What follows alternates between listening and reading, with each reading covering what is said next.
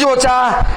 அந்த ரிஷபத்தில் குரு வரும்போது அந்த ஜாதகனுடைய பையனுக்கு தங்கச்சியோ தம்பியோ பிறப்பான். நான் எப்ப பிறப்பாங்கன்னு சொல்றேன். தம்பி பிறக்குமா தங்கச்சி பிறக்குமான்றது அது வேற. அது எப்படி பார்க்கறதுன்றது நான் சொல்றேன். ஒரு பொம்பளை பிள்ளை பிறந்துருது, மூத்த பிள்ளை பொம்பளை பிள்ளை பிறந்துருது. அடுத்தது ஆம்பளை பிள்ளைக்கு அவங்க எதிர்பார்ப்பாங்க, எனக்கு அடுத்த குழந்தை ஆண் குழந்தை பிறக்குமா? பிறக்கும்னா எப்ப பிறக்கும்? எப்ப பிறக்கும்ன்றதுக்கு இதாங்க ஃபார்முலா. நீங்க வேணும்னா இந்த ஃபார்முலாவை போட்டு நீங்க செக் பண்ணி பாருங்க. உங்க குழந்தைய வந்து ஒரு குழந்தைக்கு இன்னொரு குழந்தைக்கு எத்தனை வருஷம் அப்படின்னு பாக்குறீங்க. இந்த படத்துல இருந்து கூட்டி கண்ட ராசியில் குரு வரும்போது குழந்தை பிறக்கும். விழுதிங்க. இந்த 40 டிகிரி எங்க விழுகுதோ அங்கே குரு வரும்போது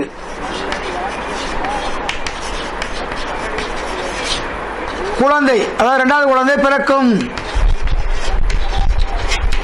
இதுல யாருக்காவது டவுட் இருக்கா?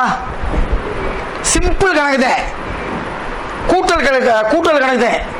3ஆம் அதிபதியோட ஸ்புடத்துல சொல்லுங்க ஐயா. அடுத்து நான் சொல்றேன்னு சொன்னேன்.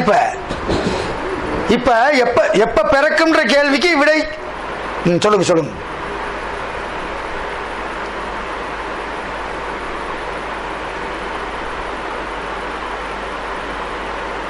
ஓகே,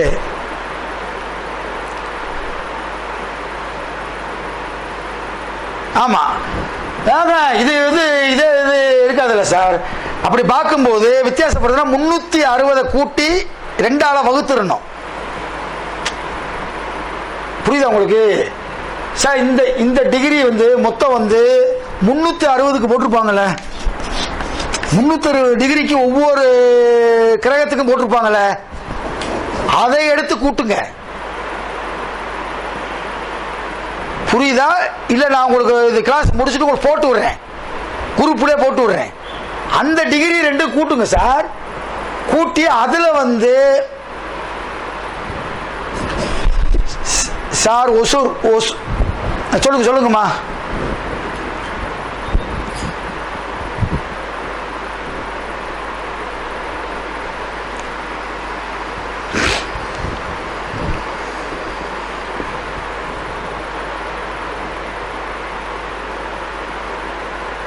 ஆமா,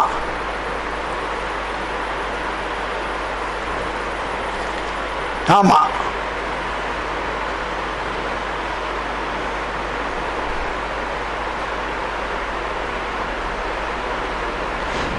இல்ல இன்னமும் நீங்க புரியலையா?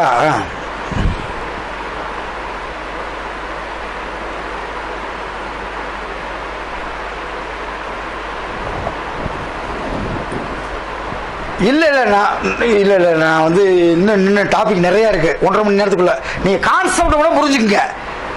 நான் இதுக்குள்ள போட்டேன்னா இது ஒண்ணுதான் சொல்ல முடியும். நீ கான்செப்ட் புரிஞ்சிருச்சுல? யாரு தோசை சாப்பிடுறது? யாரோ தோசை சாப்பிடுறாங்க. மைக்கை தயவுசெய்து ஆஃப் பண்ணிருங்கப்பா. சொல்லுங்க சார்.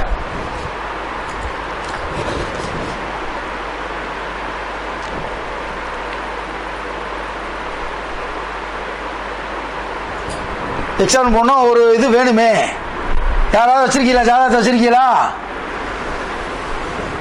யாருக்காவது 2 குழந்தை இருக்கா? போட்டு பார்த்துருவோம். ஐயா நீங்க பேசுறது கேட்கலைங்க. ஆமா, 360 டிகிரி தான் வரும். 360 டிகிரி தாண்டாதீங்க. சரி, நான் இப்ப ஃபுல்லா போட்டோம்னா இந்த கிளாஸ் முடிஞ்சிடும். இந்த கான்செப்டை புரிஞ்சுக்குங்க.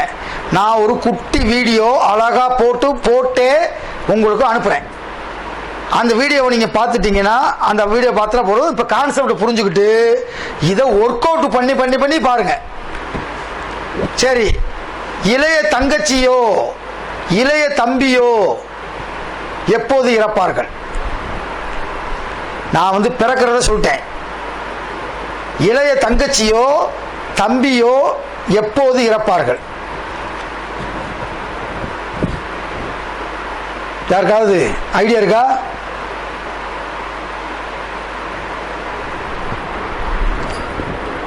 சரி, மூன்றாம் அதிபதி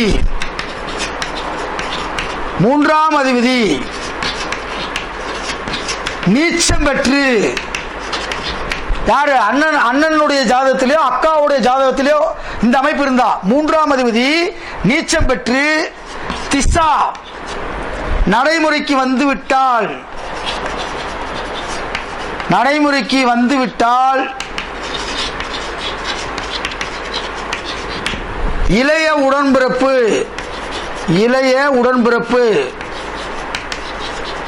நான் பொதுவா போட்டேன் உடன்பிறப்பு, தங்கச்சியா இருக்கலாம் அக்காவா இருக்கலாம், உடன்பிறப்புக்கு உயிராபத்து ஏற்படும்.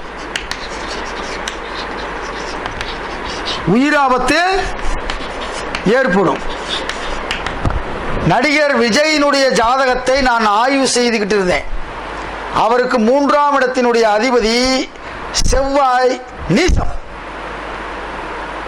என்னடா, ஏன்னா அவ தங்கச்சி இறந்தது எனக்கு அப்புறம் தான் தெரியும். இன்னும் மூன்றாம் அதிபதி திசை நடந்திருக்கு, மூன்றாம் அதிபதி நீசம் செவ்வாய்.